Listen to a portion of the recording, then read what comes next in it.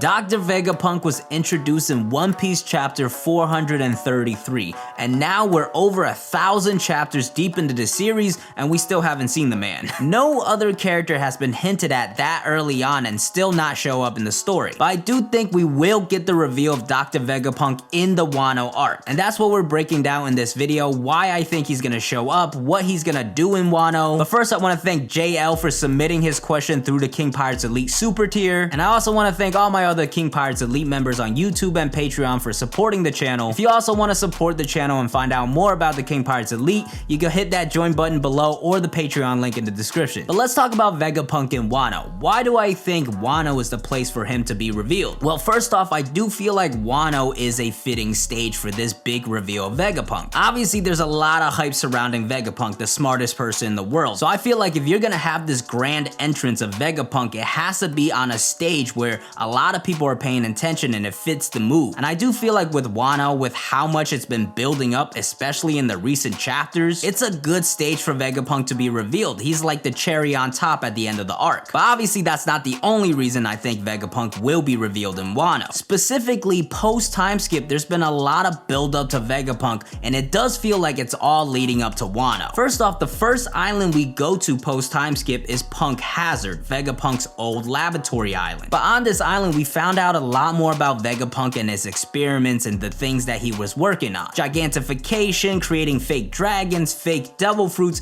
We were getting a first-hand look on all the crazy things Vegapunk has been developing over the years. And I don't think it's a coincidence that Punk Hazard was really the arc that kickstarted this journey to WANO. It was in Punk Hazard that the Straw Hats allied with Law and went on this mission to take down Kaido. They also met Kinema and Momonosuke, who they would learn more about later and make this WANO journey a lot more meaningful. So that's the first thing, right? The first island we go to post time skip was Vegapunk's old home base, and it also starts this huge build up onto WANO. On top of that, within Punk Hazard, there's been a lot of things that are relevant to the story right now. First off, Caesar and the creation of the Smile Double Fruits. He built that off of the lineage factor that was developed by Vegapunk. And of course, right now, the Smile Double Fruits are not only a majority of Kaido's powers with the Beast Pirates, but also have caused a major issue within WANO. Another thing that was on Punk Hazard were those ancient giant experiments that Vegapunk was working on. And here in WANO, we find out that the numbers of Kaido were actually those failed experiments from Vegapunk that Kaido bought. And the final thing to top it all off is that Momonosuke literally ate Vegapunk's Double Fruit. So already, that's three main storylines that are tied directly to something Vegapunk related. And there are a number of ways he could get involved within those storylines and resolve them or help in some way. We'll get to that in a little bit because I want to focus on the continuous buildup of Vegapunk through post time skip. Because after Punk Hazard, we go to Dressrosa where we find out more about the Smiles. But then after that, before WANO, we take a detour to Whole Cake Island. Now this was a complete detour. It was a mission to go rescue Sanji. It had nothing to do with WANO and Kaido. But yet, in that arc, we still got a lot more information about Dr. Vegapunk. We find another former colleague in Vinsmoke Judge, and he explains how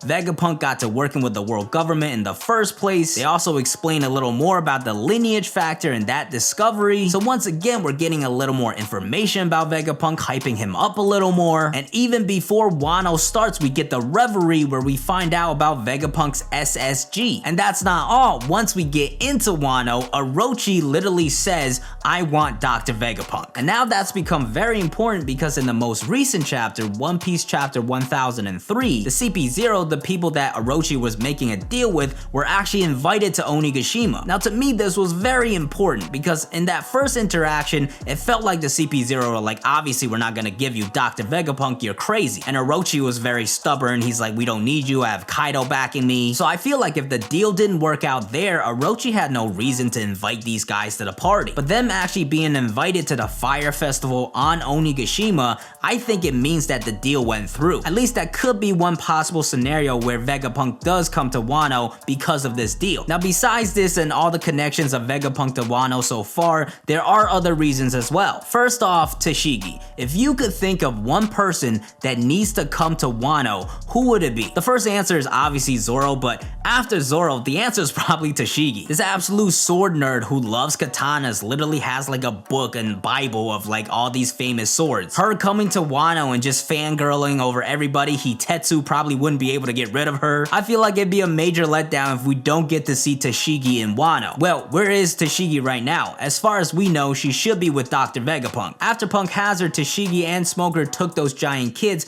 to Dr. Vegapunk to help cure them. So if Dr. Vegapunk needs to go to Wano, I'm sure Tashigi would go along. It's also been a while since we've seen Smoker. I miss the guy, let's see him too. But another person that's connected to Dr. Vegapunk is Sentomaru, and that's somebody that even feels like they're from Wano. He's wearing the exact same Daisuke that Kozuki Oden wears. Now I'm not sure if that means he's directly from Wano or something like that. Maybe that's not the case because Wano has been in isolation, but at the very least that's gotta be some sort of connection. It's like so weird for him to just be randomly wearing that type of clothes. So while I don't know if Sentomaru is definitely from Wano or not and how that story will work, I do think this is definitely a connection of Vegapunk to Wano. On top of that, we also have Thriller Bark, the first arc where Wano was mentioned. And of course that arc has had a lot of connections to Wano itself, with Moria being shown in the Oden flashback fighting Kaido's crew, and of course Zoro taking Shusui was a major plot point in Wano as well. So how does Vegapunk relate to Thriller Bark? Well, it's not that deep, but it was the first arc where we found out about the ancient giant race through ores. And of course those were the exact same ancient giants that Vegapunk was trying to create. Now I personally don't think that ores is the actual continent puller, and that he might actually be another failed experiment of Vegapunk's, because recently when the Straw Hats saw the numbers, they made the direct connection to them and ores. So to me that signals they're like a similar size and ores is not like much bigger than them, which I feel like an actual continent puller would be. Now none of this is really confirmed and it's just me theorizing, but at the very least Thriller Bark is when we found out about those ancient giants, and you do have that connected to Wano and Vegapunk. And then the final reason I think Vegapunk should come to Wano is Frankie. I feel like those two would just have a great conversation, with Frankie developing some of the old stuff Vegapunk was working on. I think specifically he was able to develop the super alloy or something like that that Vegapunk wanted to make. So yeah, Vegapunk coming to Wano and talking to Frankie I feel like would be a great conversation. But yeah, overall in general you can see this correlation of this building up of Vegapunk as we're building up to Wano. On top of that, all these little connections that are now relevant in Wano that's tied to Vegapunk. So that's why I believe by the end of Wano, Vegapunk will show up. But now comes the harder question. How exactly does he get there? Why does he come and what does he do? And honestly, I don't have a good answer. It's very hard to predict Oda's story, but we'll try our best and break down all the possibilities. First off, let's talk about the CP0's deal.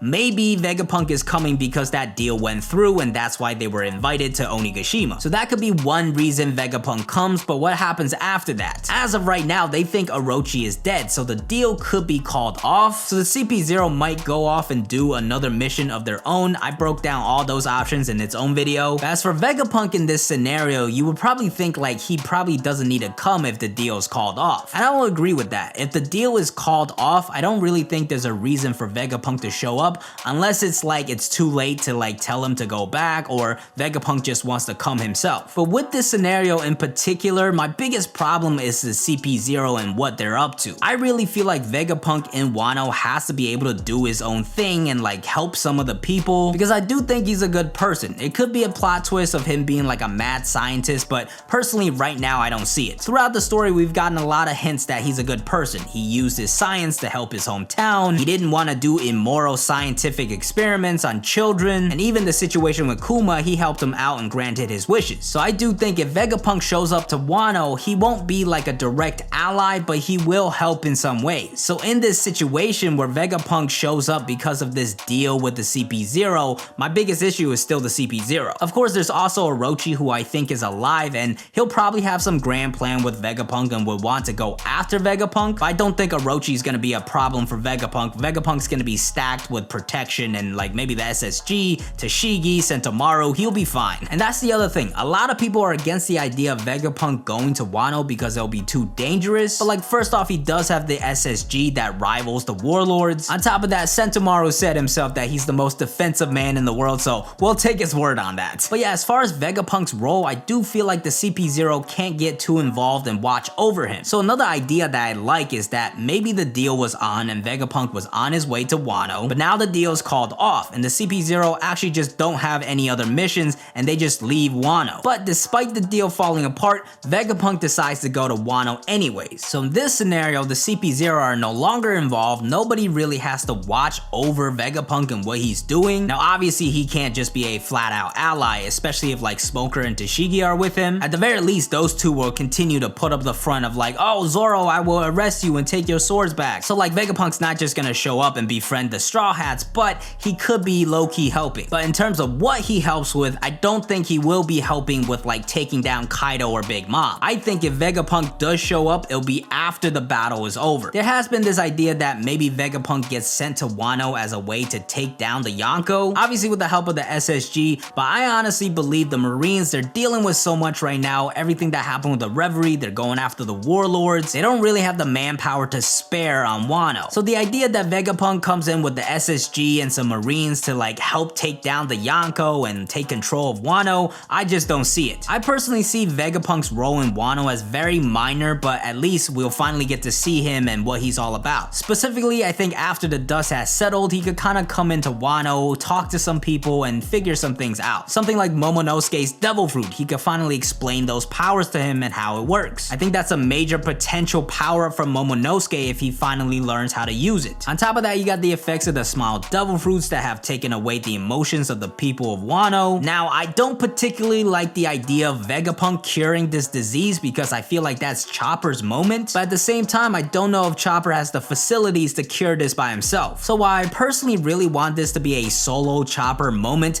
if Vegapunk is there, he could definitely help. But the bigger thing he could do is actually explain the Smile Devil Fruits and how they were created. My headcanon right now is that because they were created from the lineage factor, Caesar taking like the DNA of actual animals and literally injecting it into a fruit, and that's why you have like the gifters like having animals just grow out of their bodies and stuff. And that's also why I think Thomas Kibidongos only work on gifters. That's another thing Vegapunk could explain as well, how Thomas Fruit works and how the smile works, and maybe he could give us a glimpse of how devil fruits actually work. This is a man that's done a lot of research on devil fruits, incorporating it into weapons and like using different attacks from other devil fruits and putting it into cyborgs. I feel like he has a very good understanding of exactly how they work. Obviously, he might not know the history of everything, but Vegapunk could be like giving us the surface level information of how devil fruits actually work. Not everything has to be like revealed in one go when we find out about the Void Century. So yeah, a lot of information about devil fruits and smiles and Momonosuke's fruit is definitely something Vegapunk could do. I also feel like if he's able to get some interaction with the Straw Hats, it'll be really good. Like I said, he can't straight up be an ally, but he could kind of play friendly in a way. Obviously, I talked about his conversation with Frankie and how well that would go, but he could help a lot of other people as well, like Nami with her weather stuff, Usopp with whatever he's using with the pop greens. Seeing those two parties interact a bit, I think definitely needs to happen if he does show up. Another thing I feel like Vegapunk could give more information on is like Kuma and the Reverie. Obviously, there's been a lot of theories that Vegapunk is a good person working under the revolutionaries or maybe Sword. I don't think he'll reveal that outright in Wano, but he could be giving some sort of hints. And like honestly, with Vegapunk there's just a bunch of things that could be explained because of how much this man knows. Like all the ancient giant stuff, how did those experiments go?